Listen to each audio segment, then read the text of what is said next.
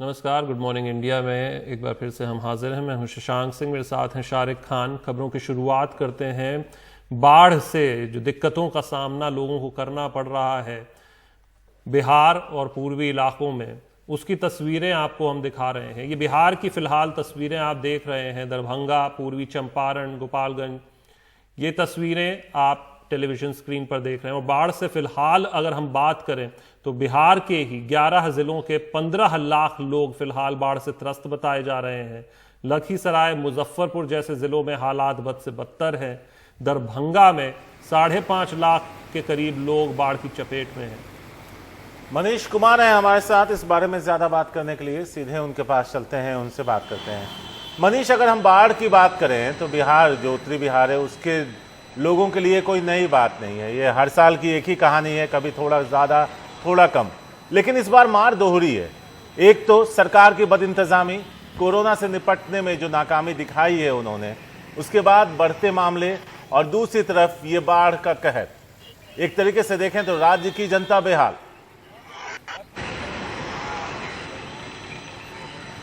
निश्चित रूप से कोरोना काल में ये पहला बार है जो बिहार की जनता झेल रही है, और यही एक बड़ा कारण है जिसके कारण राज्य के लोगों की परेशानी बढ़ी हुई है।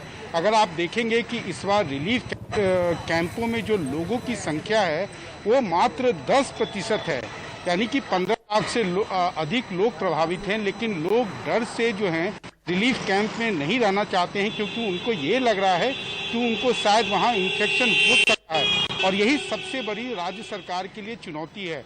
हालांकि ये बात अलग है कि पिछले 3-4 दिनों के दौरान जो डेथ टोल है, जो मृतकों की संख्या है, वो साथ ही है, वो बढ़ी नहीं है। उसका एक बड़ा कारण ये भी है कि पानी का काफ़ी ज़्यादा रहा है, और पानी का स्तर जो है वो बहुत ज़्यादा अभी तक नहीं है, जिसके कारण जो है आप कह सकते हैं कि लोगों को उतनी मुश्किलों का सामना नहीं करना पड़ रहा है। लेकिन हाँ, खेती चौपट हो गई है। मछली की जो लोगों ने मछली पालन किया था वो बहुत ही भारी संख्या में बर्बाद हो गया है।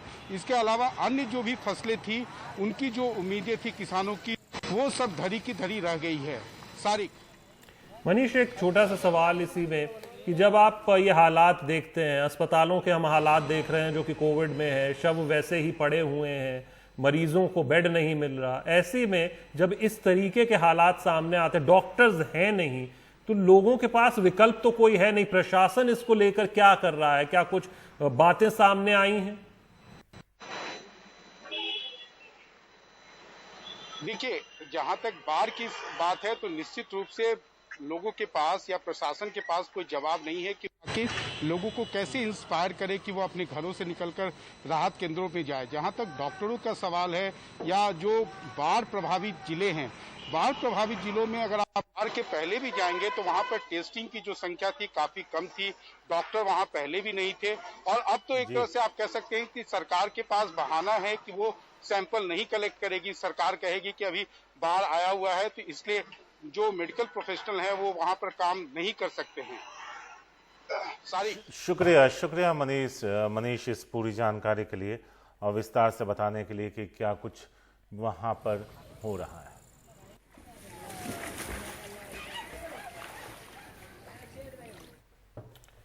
बिहार के पूर्वी चंपारण जिले का जिक्र करते हैं, जहां पर एनडीआरएफ की नाव पर एक महिला ने अपने बच्चे को जन्म दिया। बाढ़ग्रस्त बंजरिया इलाके के गुबारी गांव की इस महिला को 9 बटालियन एनडीआरएफ की राहत और बचाव टीम नाव पर लेकर सुरक्षित ठिकाने पर जा रही थी, जिसके दौरान इस बच्चे का जन्म हुआ।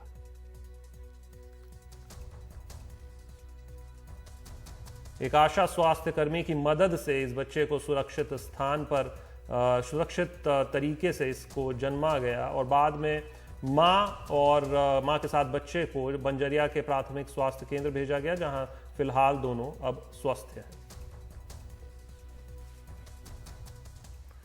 दरभंगा, समस्तीपुर, लखीसराय और मुजफ्फरपुर जैसे कई जिलों में बाढ़ से लोगों के हालात बदतर होते जा रहे हैं। दरभंगा के बिशनपुर गांव में पानी घुस गया है, इसलिए लोगों को वहां से बाहर निकालना पड़ा है। इसके अलावा दरभंगा में 12 ब्लॉक के 131 पंचायत बाढ़ से बुरी तरह प्रभावित बताए जा रहे हैं।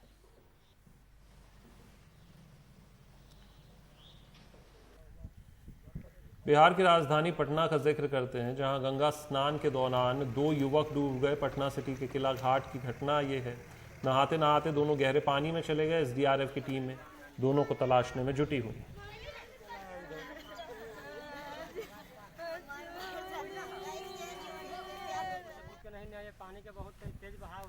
यूपी के महोबा के जिला अस्पताल का बुरा हाल है। आधे घंटे की बारिश में ही पूरा अस्पताल लबालब हो गया। मरीज से लेकर डॉक्टर तक सब परेशान हैं। इस अस्पताल की ऐसी बदहाल तस्वीरें पहली बार नहीं आई। पिछले कुछ दिनों में ही कई बार अस्पताल में पानी भरने की तस्वीरें आई, बावजूद इसके प्रशासन नहीं संभला। हालांकि कल की बारिश के बाद जिलाधिकारी ने खुद अस्पताल का दौरा किया, पानी की निकासी के लिए जरूरी दिशा निर्देश दिए।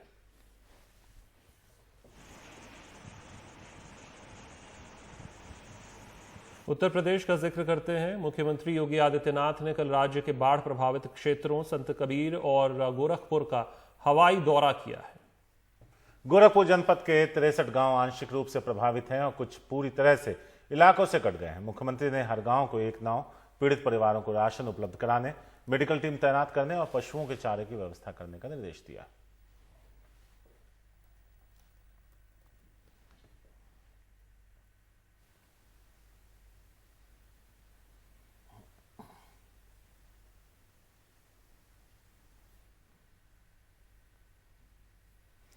उत्तराखंड के कई इलाकों में भारी बारिश हो रही है।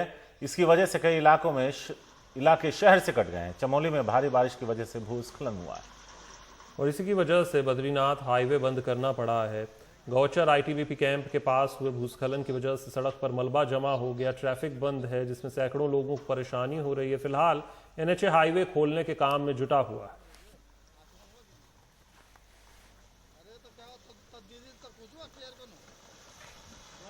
मुंबई में सुबह 5 बजे से भारी बारिश हो रही है। रह रहकर बिजली भी कड़क रही है। हिंद माता, दादर समेत कुछ निचले इलाकों में पानी भर गया है, जिससे सुबह सुबह घर से निकलना लोगों के लिए परेशानी का सबब बन गया है।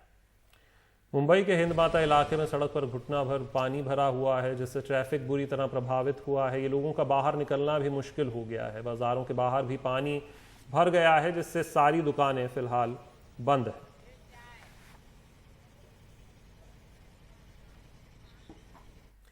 असम का जिक्र करते हैं। असम में ब्रह्मपुत्र नदी का जलस्तर घटने के संकेत दिखने लगे हैं। इसे बाढ़ से राहत की बड़ी खबर माना जा रहा है। केंद्रीय जल आयोग ने बताया कि ब्रह्मपुत्र का जलस्तर लगातार घट रहा है। बताया गया है कि इसका जलस्तर फिलहाल 49.59 सेंटीमीटर है, जो खतरे के निशान से नीचे है। एसडीएमए ने बताया कि इस साल में चौथी बार बाढ़ आने से राज्य को बड़ा नुकसान हुआ है। उनके मुताबिक इस बार बाढ़ से मरने वालों की तादाद 102 हो गई है। यहाँ के 23 जिलों में करीब 24 लाख लोग बाढ़ से प्रभावित हैं। यहाँ बाढ़ से 2543 गांवों को बड़ा असर पड़ा है। करीब 1.25 लाख हेक्टेयर की फसल को नुकसान पहुंचा और 500 राहत कैंपों में 50,000 से ज्यादा लोगों ने शरण ली है।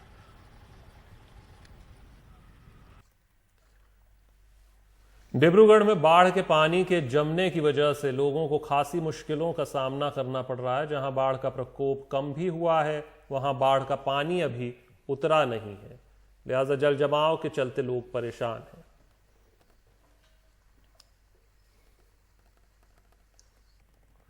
उधर असम के नागांव में बाढ़ में लोगों को भारी मुश्किलों का सामना करना पड़ रहा है। कई इलाकों में जगह जगह कई फीट तक पानी जमने से लोगों को खासी दिक्कतों का सामना करना पड़ रहा है।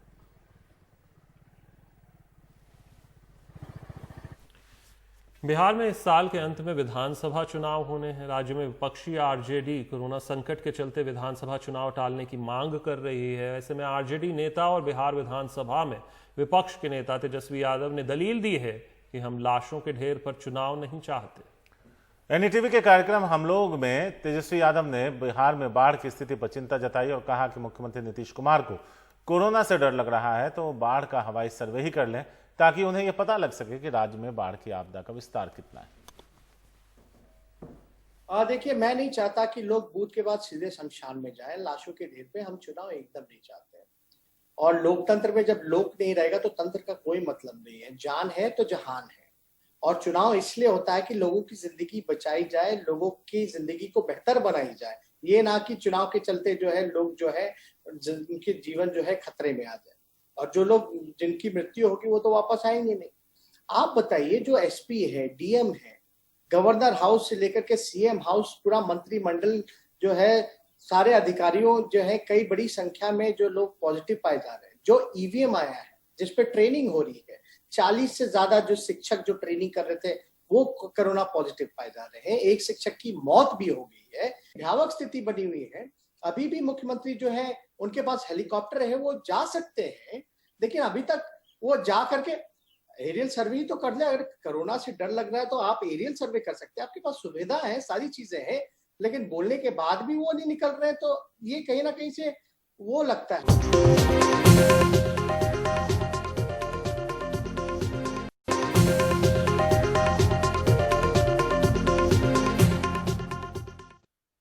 महाराष्ट्र की बात करते हैं कि आखिर वहां कोरोना का क्या हाल है। टोटल नंबर्स जो हैं वो 3,75,000 हैं।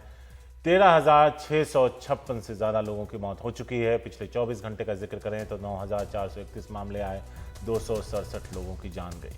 और ये जो फिगर्स आप देख रहे हैं, ये प्रतिदिन वाली जो फिगर्स हैं, ये बढ़ते बढ़ते हमने देखा है 1000 के आंकड़े से शुरू हुआ है जब हालात बिगड़ने लग गए, और अब वो 10,000 की तरफ जा रहा है प्रतिदिन। एक दिन का आंकड़ा महाराष्ट्र का हम जिक्र कर रहे हैं। टेस्ट की बात करें तो टेस्ट भी सबसे ज्यादा हो रहे हैं यहाँ पर, 18 लाख से ज्यादा, यानी करीब करीब 19 लाख टेस्ट अब यहाँ पर हो चुके हैं। लेकिन चिंता की बात, जो चिंता का सबब है वो रिकवरी रेट है। 2,13,000 लोग ठीक हुए हैं, लेकिन रिकवरी रेट देखेंगे आप तो 55.99%, यानी करीब 56-56% का रिकवरी रेट है, जो अगर आप नेशनल सिनारियो में देखें, राष्ट्रीय तुलना करें उसकी, तो फिर वो बेहद कम नजर आता है और इसमें सुधार बहुत ज्यादा होता दिख नहीं रहा है। मुंबई के आंकड़े 1,09,000, 6,093 की मौत। 24 घंटे में मुंबई में 1,115 मामले, 57 लोगों की मौत। मुंबई में कोरोना हॉटस्पॉट रही धारावी शहर के जरूरतमंदों को जिंदगी देने निकली है। यहां आज से प्लाज्मा डोनेशन कैंप लगाया जा रहा है। 3 दिन पहले यहां प्लाज्मा स्क्रीनिंग कैंप लगाया गया था। कोरोना पॉजिटिव से नेगेटिव हुए धारावी के पुलिस वालों ने इसकी शुरुआत की और अब तक 400 से ज्यादा लोग प्लाज्मा स्क्रीनिंग में शामिल हुए थे। जिस धारावी से पूरी मुंबई डरी, आज वही धारावी मुंबई के गंभीर मरीजों को बचाने के लिए सामने आई है। धारावी में देश का पहला प्लाज्मा डोनेशन कैंप लग रहा है और इसके लिए शुक्रवार को यहां प्लाज्मा स्क्रीनिंग रखी गई। कोरोना को मात दे चुके पुलिस जवानों के साथ साथ यहां के कोरोना नेगेटिव हुए आम लोगों को मिलाकर 400 से ज्यादा लोगों की स्क्रीनिंग हुई। जिनका भी नेगेटिव आ गया है, ठीक है, तो इन्हें यहाँ पे आना है, इनका सारा टेस्टिंग होगा यहाँ पे। उसके बाद बीएमसी ने कॉल करके बुलाएगा डोनेशन के लिए, क्योंकि इनमें वो एंटीबॉडीज बने रहते हैं। और ये जो करेंटली हमारे पास हॉस्पिटल में एक्टिव इन्फेक्शन केसेस है कोरोना के, ये हम उन्हें देंगे। तो एक्चुअली ये ट्रायल चल रहा है, तो ट्रायल बेसिस पे हम देखेंगे कि कितना इफेक्टिव है ये। स्क्रीनिंग के नतीजे 24 घंटे में आएंगे। वैसे इस तरह के प्लाज्मा डोनेशन कैंप पर सवाल भी उठ रहे हैं। 400 लोग हैं, उन्होंने हमें बोला कि हम ये दे सकते हैं करके ऐसे, तो उसमें से 400 लोगों में से फिर हमने यहाँ पे कैंप लेके उनके ब्लड सैंपल जमा करना शुरू किए हैं। और अभी ब्लड सैंपल लेने के बाद ये ब्लड टेस्ट किया जाएगा और टेस्ट करने के बाद हमें पता चलेगा कि ये प्लाज्मा देने के लिए एलिजिबल है कि नहीं है। जैसे उनकी एलिजिबिलिटी पता चलेगी तो उनको ये केईएम, सायन, नायर और कस्तूरबा, ऐसे 4 जगह पे ये प्लाज्मा रिसीविंग का मशीन है, वहाँ पे उनको हम हमारे बीएमसी के खर्चे से उनको लेके जाएंगे, उनका प्लाज्मा डोनेट किया जाएगा और उनको एक बाकायदा एक सर्टिफिकेट दिया जाएगा कि आप प्राउड प्लाज्मा डोनर हो धारावी के। पूरे देश में पहला प्लाज्मा डोनेशन कैंप है और यहाँ पे 2-3 दिन से प्रोसेस चालू है। पहले पुलिस के जो हमारे कर्मचारी थे उनका पूरा टेस्टिंग किया जा रहा है, स्क्रीनिंग का काम किया जा रहा है और रोज साधारण 50 से 100 लोगों का स्क्रीनिंग का काम किया जा रहा है। 27 तारीख तक 500 लोगों का स्क्रीनिंग पूरा किया जाएगा। अब तक धारावी में 2,492 लोग कोरोना संक्रमित पाए गए हैं। इनमें धारावी पुलिस स्टेशन के 24 और इसी इलाके के शाहू नगर पुलिस स्टेशन के 26 पुलिसकर्मी भी शामिल हैं। धारावी पुलिस ने तय किया है कि आम जनता से पहले वो खुद प्लाज्मा डोनेट करेगी। वैसे इस पूरी मुहिम की शुरुआत भी धारावी पुलिस ने ही की है। पुलिस ने ही अगर डोनेट किया करने का चालू किया तो हम लोग को हक से बोल सकते हैं हमने डोनेट किया है, अभी डोनेट करो करके। और इसमें पुलिस वाले भी थोड़ा पहले से सामने नहीं आते थे, इसलिए हमारे एडिशनल सीपी प्रभु साहब उन्होंने डोनेट करने का सोच लिया है। उनका भी स्क्रीन टेस्ट हुआ है, तो वो पहले डोनेट करेंगे, उसके बाद सब पुलिस डोनेट करेंगे, ऐसा हमारा संकल्प है। पुलिस के इस नेक कदम ने लोगों में जोश भरा है। अब धारावी की बड़ी तादाद शहर के जरूरतमंदों को जीवन देने के मिशन पर चल पड़ी है। मुंबई से पूजा भारद्वाज की रिपोर्ट, एनडीटीवी इंडिया के लिए। तो प्लाज्मा दीजिए, जान बचाइए। एनडीटीवी की खास मुहिम, इस पर आप ईमेल भी कर सकते हैं या व्हाट्सएप कर सकते हैं। आपकी एक पहल किसी की जान बचा सकती है।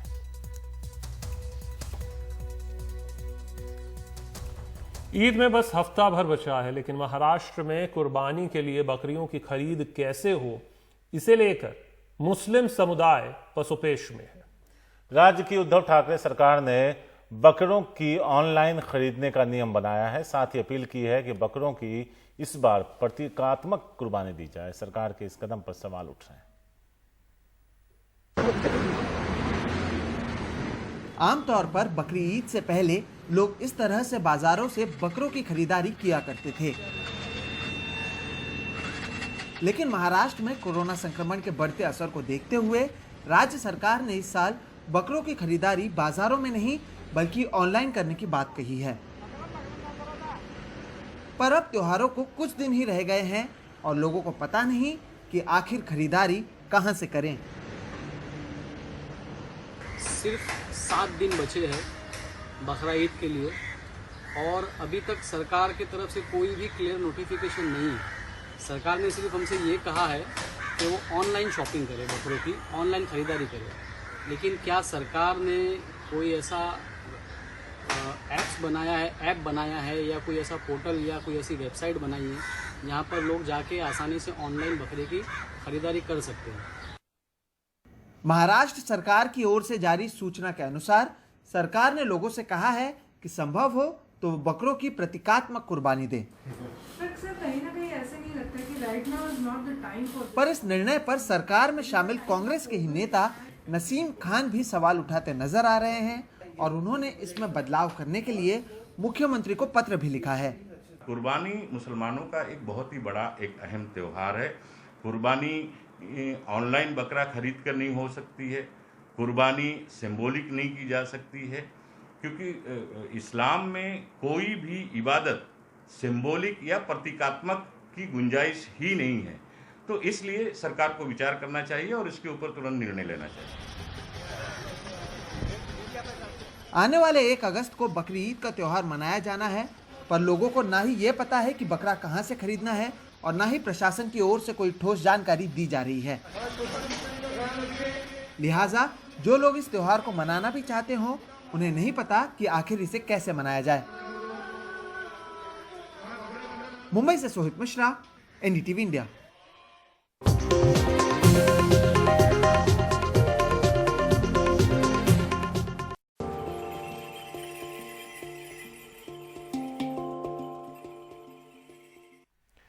और वक्त है हमारी टॉप 5 न्यूज का। आज दिन भर कौन सी 5 बड़ी खबरें रहने वाली हैं, वो खबर हम आपको दिखाते हैं, बताते हैं और इसका एक पोल पब्लिश करते हैं हमारे एनडीटीवी इंडिया यूट्यूब चैनल पर, जिस पर जाकर आप अपनी राय हम तक पहुंचा सकते हैं कि आपको किस खबर को विस्तार से जानना है। हमारे NDTV India television channel, NDTV India YouTube channel पर किस खबर को आपको विस्तार से देखना है। इस क्रम में पहली खबर है, लाशों के ढेर पर चुनाव नहीं चाहता, एनडीटीवी से बोले तेजस्वी यादव। दूसरी खबर दिल्ली से, शुरुआती जुलाई में कोरोना से 44% कम मौतें। तीसरी खबर बिहार से, दरभंगा में नेशनल हाईवे पर चढ़ा पानी। चौथी खबर, राम मंदिर के 2000 फुट नीचे डलेगा टाइम कैप्सूल। और पांचवी खबर, पारसियों के लिए 60,000 कोरोना वैक्सीन रिजर्व। इन 5 खबरों में से जिस खबर को आप विस्तार से देखना चाहते हैं, हमारे एनडीटीवी इंडिया यूट्यूब चैनल पर जाकर पोल का हिस्सा बने और हम तक अपनी राय पहुंचाएं। फिलहाल इस बुलेटिन में इतना ही। शुक्रिया।